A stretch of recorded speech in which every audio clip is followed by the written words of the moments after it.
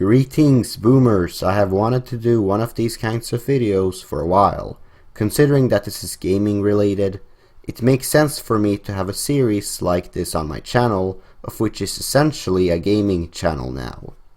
So yes, Sonic Boom Fire and Ice. I've shared some of my thoughts on it as of recently on my Sonic 3 & Knuckles LP on part 4. But I want to talk about this game a bit more while there are still a couple of days left before its release. It seems to come to Europe after it has come to America.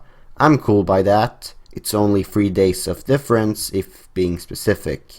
I might not even get Fire and Ice by the time it has launched here in Europe, as I am not one of those typical stereotype gamers who thinks it's a must to buy the product at day one. The game, as you know by this point if you're a Sonic fan, or at least I hope you know this if you consider yourself a Sonic fan, is a sequel to the 3DS Sonic Boom Shattered Crystal. It had mixed reception upon its release. The common complaint people had with it was that it had backtracking, just like Crash Mind Over Mutant. I've played Crash Mind Over Mutant and not Sonic Boom Shattered Crystal, at least perhaps yet. But I can still relate to the complaining on the backtracking, as that was the reason why I nearly started hating on Crash Mind Over Mutant altogether. It almost ruined the game to me. I played it a lot when I was around 12, and it came to the point where I got so sick and tired of the game that I did not care for it if the game quit working on my PlayStation 2. And that is just what happened. I took so poorly care of that disc because of how boring I found it to be with its backtracking. You might tell me that I was just around 12 and it's for that reason I did not take well care of that disc, which is complete bullcrap talking. Take Rayman 3 for example. I love this game and I started playing it around the age of 8 and the disc is still not broken. Why is that?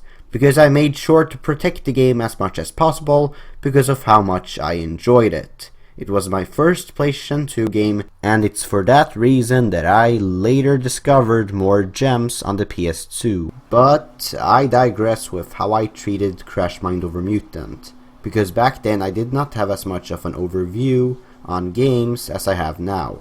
I used to look at games usually in black and white. I did not have a clear standard and strong opinion on what I look forward to in games. While the backtracking was off, very much was the thing that kind of ruined the game for me. Believe me or not, but my 8 to 9 year old side of myself struggled to figure out what it was that ruined the game to me. I knew something was wrong, but I could not put my finger on it. That goes to show how much more I've changed as a gamer over the years. Now getting back to Sonic Boom Fire and Ice. Now in case you did not know, the Sonic Boom franchise is a spin-off series for Sonic. It's not canon. It was probably done due to Sega being afraid of fans complaining about the new designs for another good decade, like they did when Dreamcast Sonic arrived after the classic era. And some people would just not shut up about it. You know, "Oh no, green eyes, they ruined Sonic, oh no!" Now we see people complaining about, Sonic having blue arms in Sonic Boom. And it did not help that Chris Chan took the blue arms on Sonic so far to a point that he did a brutal action that took him to jail, for my concern, and would thereafter give Sonic fans an even worse reputation in the gaming media. Haha, Sonic fans, they're so pathetic. Okay, enough of that. Sonic Boom Rise of Lyric and Shattered Crystal were the two first Sonic games for the Sonic Boom franchise. These were the games that were supposed to define a new, fun direction for Sonic and his friends to take by exploring by a rather exploreful adventure-like environment that most ended up considering Rise of Lyric a bad game by its launch, and others would say the same about Shattered Crystal, though most just thought it was boring, which defines an average to okay game at best, though boring also defines as bad games for some. Decent game or not, these games did not truly define Sonic very well and bring him to justice, according to many. But I digress. The major problem people were having with Shattered Crystal, of which was the backtracking, as I clearly stated earlier, is fixed here in Fire and Ice, at least according to the game developers. But despite that, many including me, Fire and Ice, despite its improvements, will probably not sell too well, and may even perhaps end the Sonic Boom gaming franchise altogether. Sure, the TV show has been doing good for, it has been doing good, but just, good or whatever, but I don't think the audience they have achieved from the TV show is enough for them to get enough cash to make future gaming titles for the Sonic Boom franchise. Yeah. The Sonic Boom TV show is a very light-hearted and relaxing approach on Sonic and his friends. We see Sonic acting lazy by sleeping on his bed a lot. We see Amy complaining about the smallest of things, which at least to people like me, comes off as a bit annoying. And Styx kind of feels like a waste of potential if you ask me. Her design, I think, is pure genius, but the attitude of making her character crazy comes kinda off to me. It would have been interesting if she had a backstory, like, for example, she had been adopted in the jungle for whatever reason, and some kind of wild family took care of her and taught her the way of survival in the jungle, so I'd imagine Styx as a badass by the looks of her design, as that is what she makes me think of when I look at her. Her being crazy does not seem to complement the way of how she looks to me, at least by the more earlier images that gives me an illusion of that she was going to be something else and bring something entirely different on the table in the Sonic Boom franchise. That would be rather exciting compared to what we got, and not just exciting, but also unique and very interesting. But instead what we got was something that we did not have in mind. But, we cannot blame anyone, because in the interviews of Sonic Boom before its launch, the developers, writers, everyone were just throwing things on our faces that wasn't in the end what we were gonna get. They promised so much about Styx. They described this one character, and then we got this whole other character that is crazy and paranoid. What the hell happened? It's for these reasons and many more that my eyes aren't really caught on the Sonic Boom franchise especially much. And I know I'm not alone about this. Yeah, I'm not alone about this at all. But I still don't think Sonic Boom Fire and Ice deserved the very critical bashing it got, by its reveal. Just because the couple of games were bad according to many doesn't mean that this game was going to be bad, but yet people treat it like it was going to be bad. But okay, I get it. Okay, maybe if Sonic Boom Fire and Ice was to be a good game, then perhaps it would still be sold like shit because of the two first games. But I think it was a brave move from Sega to still keep the pacing with Sonic Boom. Not just Sega, Sega and Sanjaru games, or however you pronounce it. Because instead of just throwing away a concept that is great in concept, you can actually use it, even though it has gone through not a very good, beginning. But yeah, at least you don't throw away everything altogether, it seems. Hopefully we'll get some of that exciting and captivating moments that we were shown off in Sonic Boom's first reveal, or first couple of reveals, whatever. Well, now that this little rant's over, I'd like to say what I think based on the gameplay, footage of Fire and Ice, overall what I pretty much get of an impact from the game.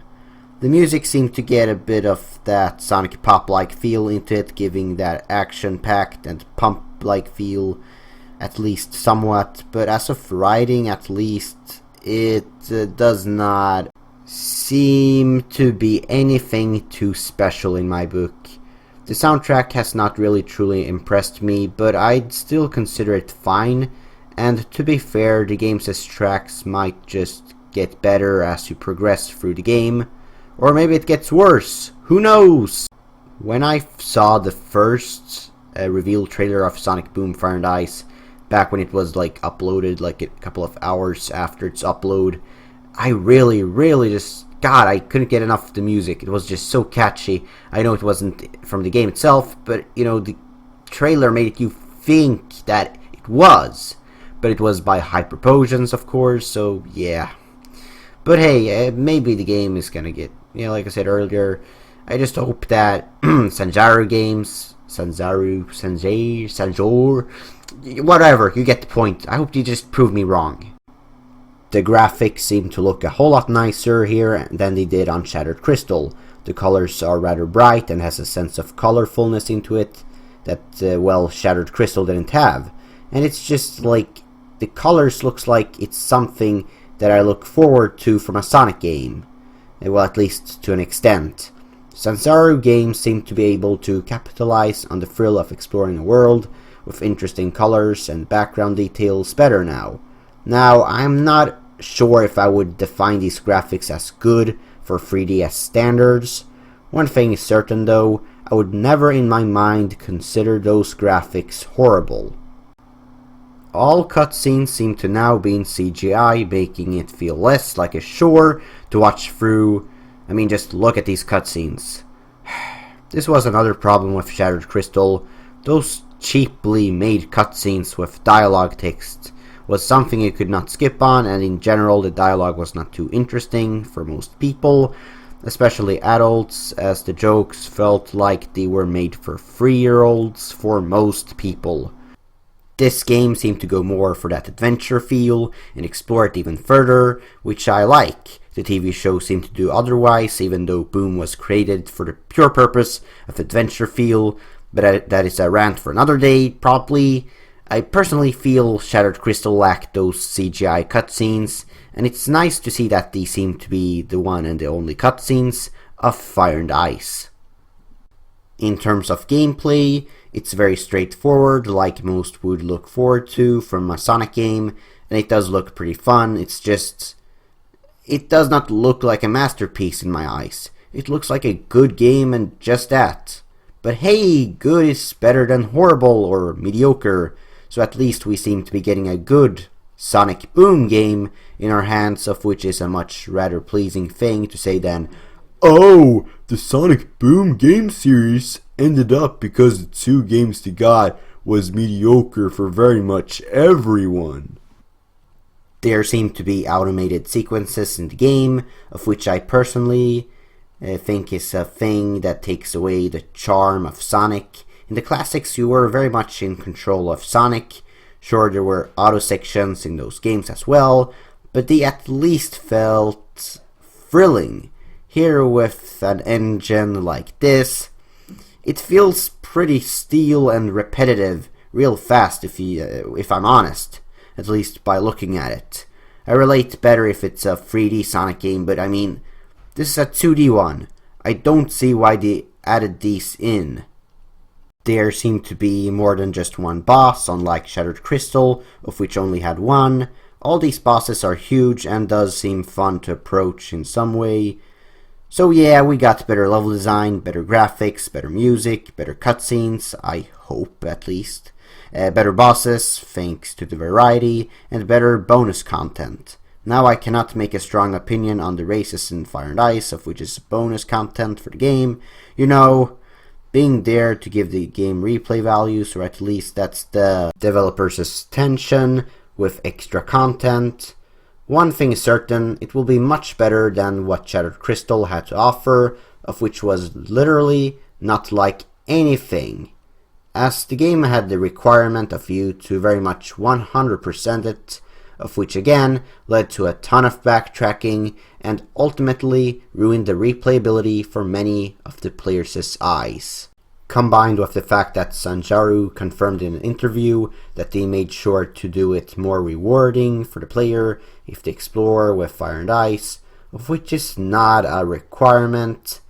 You know, in Fire and Ice the exploration is optional like in the classics, so no more of that cheaply made dance reward crap.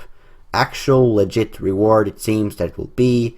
Awesome! Looking forward on finding out what exploration will award you with. The classics awarded you with the power-ups, in other words, the shields, so I'm assuming Fire and Ice will award you from your exploration and experimental skills by giving upgrades that might connect with your Fire and Ice abilities. Oh right, almost forgot to talk about the Fire and the Ice abilities in the game. We have already been showed off a cutscene showing how Sonic and Amy got their abilities, and I honestly think they could have done that a whole lot better. Firstly, they made it seem like they have used these abilities before. They were not all that amused by how their powers, strength and such had changed. They seemed rather, oh, cool. Like, seriously? Could he not have at least put a bit of more emotion and expression on the characters' faces? Also, I kinda find it off how seconds after they got these powers, they seem to have mastered them. That is weird, but this is a problem Sonic has had since around Sonic and the Black Knight, being overpowered too soon in story progression, though I'll bring this up in a video where I go deeper into the stories of Sonic games. Now, we still don't know the full explanation to how they got their powers, it seems, but whatever way it is, I hope they make it interesting or in the least try to.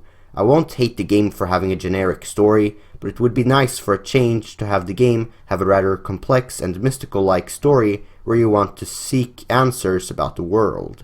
Unlike Rise of Lyric and Shattered Crystal, of which were very linear in their stories and ultimately did the opposite. Sonic Boom was first advertised as this new world for Sonic where it's more story-based and more action-packed adventures, and they left us with something almost entirely else if looking in the entire Sonic Boom franchise as a whole. So I would not consider it nitpicking. It's actually reasonable to complain at false advertisement, because if the customer is being told they'll get one thing and get something completely else, then what is the point of the whole advertisement they did from the start?